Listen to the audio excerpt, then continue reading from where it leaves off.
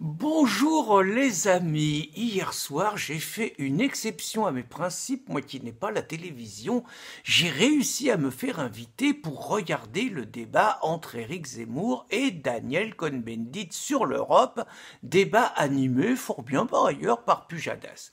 Alors pourquoi j'ai fait cette exception?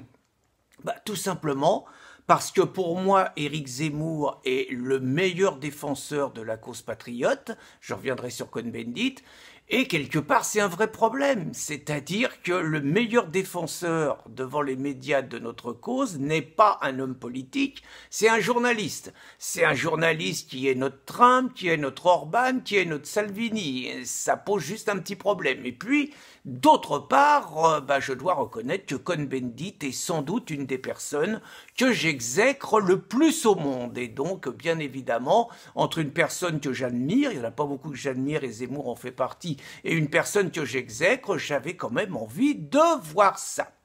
Alors, j'ai appris par ailleurs que Marine Le Pen aurait fait la proposition à Zemmour de figurer en numéro 3 sur la liste européenne. Alors là, j'avoue que je ne comprends pas cette proposition.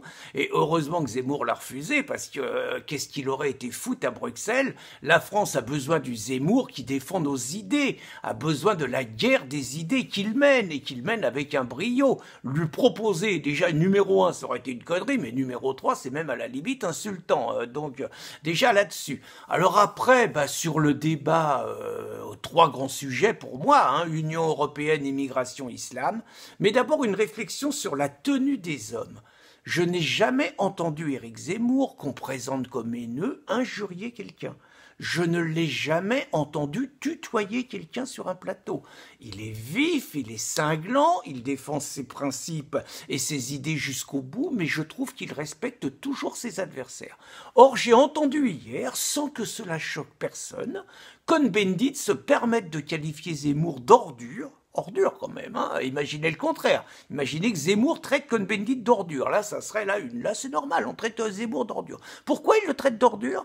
Il le traite d'ordure tout simplement parce que Éric remet à sa place une petite étudiante, par ailleurs d'origine maghrébine, étudiante en médecine, qui nous faisait le coup d'Erasmus, les droits de l'homme, on s'aime tous, citoyens du monde, et qui était même incapable d'expliquer ce qu'était l'identité européenne. Donc il l'a bâché comme il fallait, ça fait partie du débat, mais il lui fait le coup de c'est une femme. Alors là, le chantage à la femme, c'est une femme, exactement la même saloperie qu'avait fait Cohn-Bendit en 68, quand il avait accusé Marchais d'antisémitisme, alors que Marchais avait simplement qualifié Cohn-Bendit d'anarchiste allemand. Selon Cohn-Bendit, l'intention de Marchais était de dire anarchiste juif. Il l'a jamais dit, mais c'était l'intention. Donc vraiment une ordure dans la manière de débattre. Alors après, sur le fond, il y a quand même eu un grand moment, c'est que sur l'Europe, il y a quand même le témoignage d'un agriculteur qui raconte qu'aujourd'hui, il ne se verse plus qu'un salaire de 500 € et que pour pas faire de fric, il n'exploite qu'un tiers de son domaine. Et il explique pourquoi. Et il y a également un camionneur qui a son entreprise et tout, qui a 66 piges, et qui explique lui aussi qu'il est obligé de bosser jusqu'à 66 piges pour éponger ses dettes, et il explique ce que ça signifie pour lui. La concurrence, la concurrence, c'est que lui payait des salaires français, des charges sociales, des cotisations sociales françaises, et qui s'est pris en pleine tranche la concurrence de mecs qui respectent pas les mêmes règles. Autrement dit, la concurrence libre et non faussée, c'est le dumping social vers le bas. Et alors là, Cohn-Bendit, il nous fait le coup de la repentance, un petit mea culpa, c'est peut-être vrai, on a peut-être été un peu loin avec le libre-échange. Aujourd'hui, attends les mecs, il y a un agriculteur sur deux qui se suicide, il y a plein d'entreprises françaises qui coulent, qui font faillite, il y a un chômage de masse, on a 6 millions de personnes au chômage, on a 10 millions de pauvres à cause de ta putain d'Union européenne, et tu viens nous dire 30 ans après, on a peut-être été un peu loin, mais tu te fous de notre gueule. Alors après, c'était intéressant parce qu'il y avait sur l'immigration et l'islam, il y avait Caroline Christa Bernard.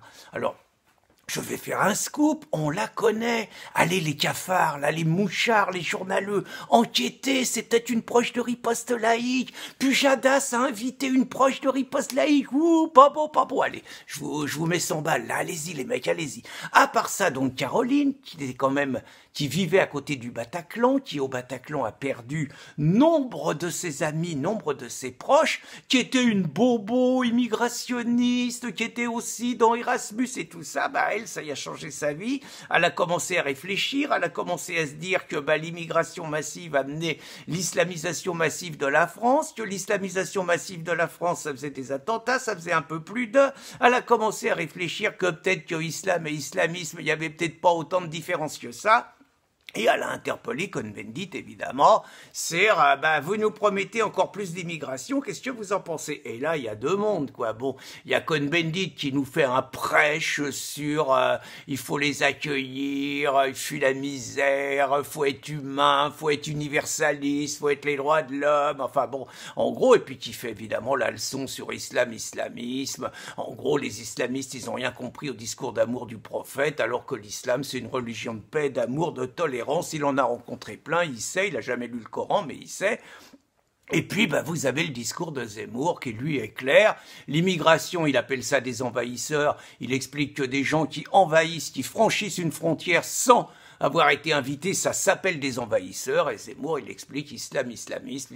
L'islamisme, c'est l'islam au repos. Et l'islam, c'est l'islam en action, quoi. L'islamisme, c'est l'islam en action. Il explique les choses clairement, quoi. Bon, on tourne pas autour du pot, voilà. Alors peut-être que Cohn-Bendit, de la même façon, qui fait un mea culpa sur le libre-échange, peut-être que si Dieu lui prête vie encore dans 15 ans et qu'il aura vu les conséquences de sa politique criminelle contre la France et contre l'Europe, il dira peut-être « on a peut-être été un peu fort sur l'immigration puis sur l'islam, on y a peut-être été... » Sauf que t'auras tué le pays, c'est tout, quoi.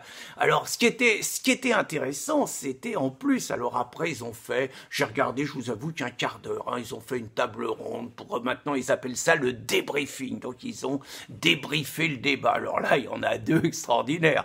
Il y en a une journaleuse, Françoise Degois. Alors, c'est une journaleuse, en fait, faut savoir, parce qu'elle était journaliste à France Inter, une référence, et elle est devenue conseillère politique de Ségolène Royal. Apparemment, Ségolène Royal, c'est pas un fonds de commerce qui paye, on sait pas trop de quoi elle vit, elle est sur les grandes gueules, et les petits potes journalistes essayent de la faire exister encore. J'aime pas parler du physique des gens, mais des fois je parle de la morphopsychologie, mais on voit la haine des gens, cette femme est haineuse, elle est mauvaise et tout, et donc elle a dégueulé toute sa haine contre Zemmour, elle n'y arrive pas à la cheville pourtant, comme journaliste, mais elle a dégueulé toute sa haine, en gros le truc c'est comment peut-on autoriser des propos pareils pendant 3 heures et tout. Bref, retirez-nous ce Zemmour qu'on ne saurait entendre et qui donne des mauvaises idées aux Français. Puis alors, il y avait l'autre, Maurice Safran, alors celui qui a quitté Radio Classique parce qu'il voulait pas débattre avec Zemmour. Alors lui, il nous a fait la pleurnicherie, là. Oh, pendant 3 heures, c'était affreux, que de haine entre Zemmour et Cohn-Bendit. C'est ça la France aujourd'hui, des gens qui s'aiment plus, des gens qui se haïssent. Bouffi, les collabos et les résistants, ça s'est jamais beaucoup aimé, tu devrais le savoir, toi qui te dis juif. Tu devrais savoir que les résistants et les collabos, ça marche pas ensemble, c'est tout. Alors, pour conclure, moi je le dis très franchement, j'exècre Cohn-Bendit.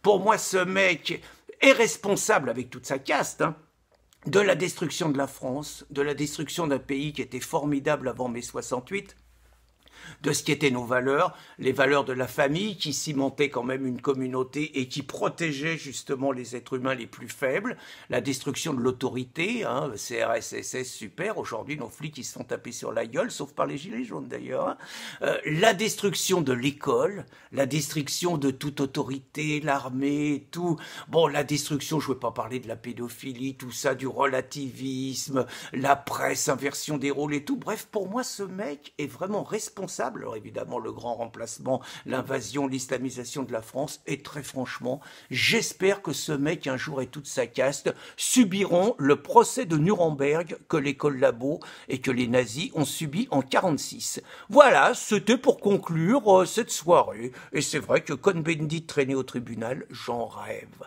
Bonne journée les amis.